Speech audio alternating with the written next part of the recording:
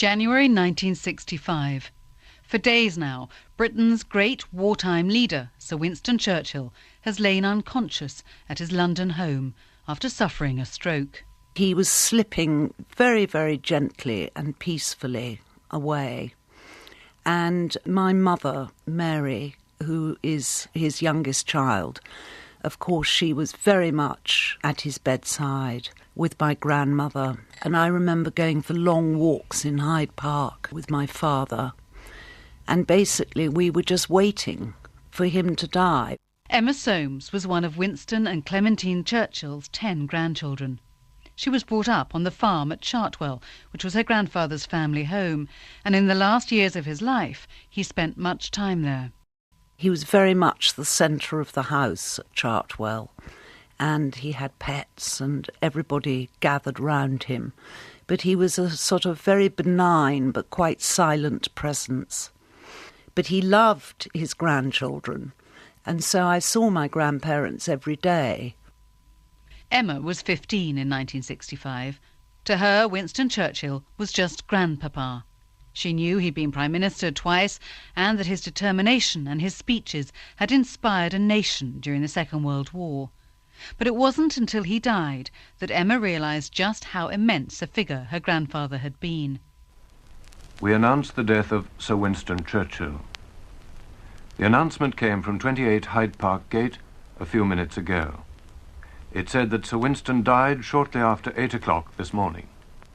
After his death, suddenly there was this vast outpouring. It was absolutely extraordinary. It was a moment, I think, when in a sense I got a sense of who I was as much as anything else. You know, I suddenly realised what an immensely loved figure he was.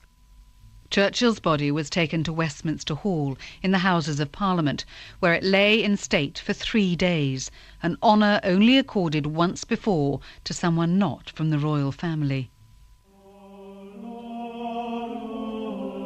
Winston Churchill's body, in its oak coffin, enfolded in the Union flag, lies tonight but a few feet from the steps where I watched him receive his birthday portrait before the assembled Houses of Parliament, as they clapped and cheered and wept.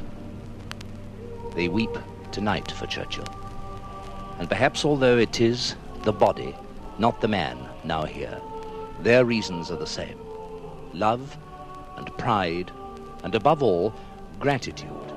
I've come to pay my respects to the greatest man of all time. And I don't think we'll ever see his like again.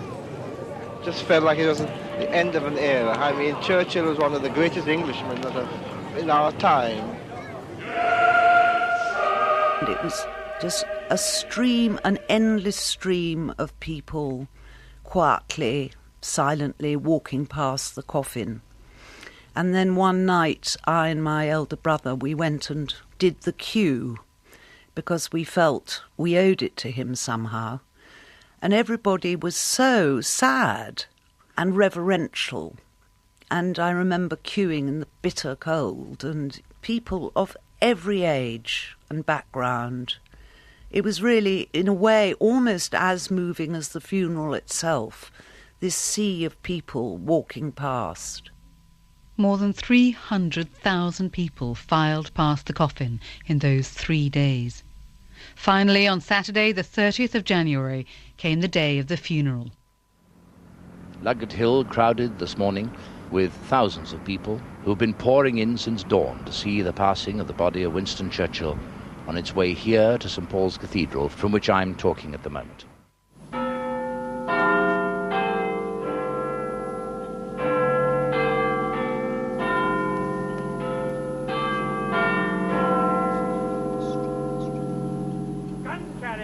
The orders are being given for the procession to move. Churchill's sons and grandsons and male relatives walked, and his wife, daughters and granddaughters travelled in carriages, following the coffin as it processed from Westminster through London to St. Paul's Cathedral. As the procession starts its long journey to St. Paul's, the gunners of the Royal Horse Artillery in St. James's Park fire 90 guns, minute guns, one each minute, one for each year of Churchill's life. It was misty, bone cold, but there were just people everywhere. And so we looked out of these little windows of the carriage, and there wasn't a moment when you weren't looking at people. 3 deep, 4 deep, 6 deep, in the narrow bit of Fleet Street, possibly even 2 deep. And it was just a sea of faces, and there were mothers with children in their arms, just standing utterly still. And then, of course, rows upon rows of policemen. You know, every 10 yards there was a policeman. The gun carriage has halted for the coffin to be taken into the cathedral.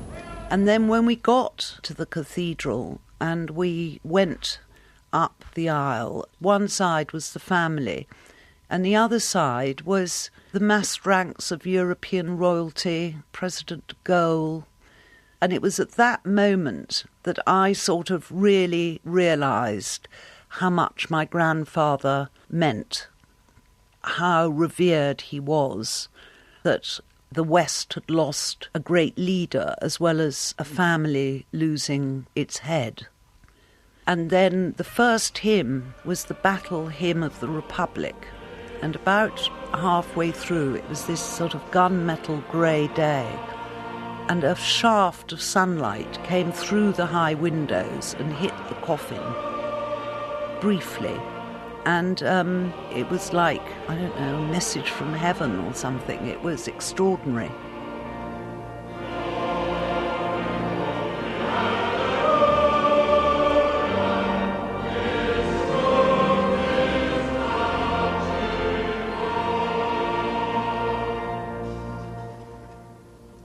After the service, the funeral cortège began the journey to Churchill's final resting place at Blaydon in the south of England, close to Blenheim, where he was born.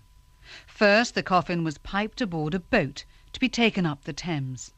I was standing on the bows of the launch following the coffin, and all these cranes bowed, and nobody knew it was going to happen, and the heads of the cranes were all lowered. And it was a wonderful, wonderful tribute. It was just so moving. And there was a grandeur, really, about the day until then. And then it got more and more intimate. The coffin was taken to Blaydon by a special train named the Winston Churchill. I remember thinking Grandpapa would be lonely and going back and standing next to the coffin in a sort of goods carriage.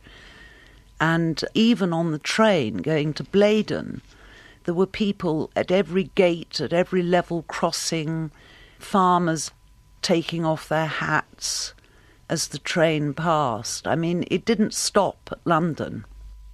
And then, at last, at the end of an extraordinary day and of an extraordinary life, Sir Winston Churchill was laid to rest in the parish churchyard of Blaydon, watched over only by his family. His wife Clementine was buried alongside him 12 years later.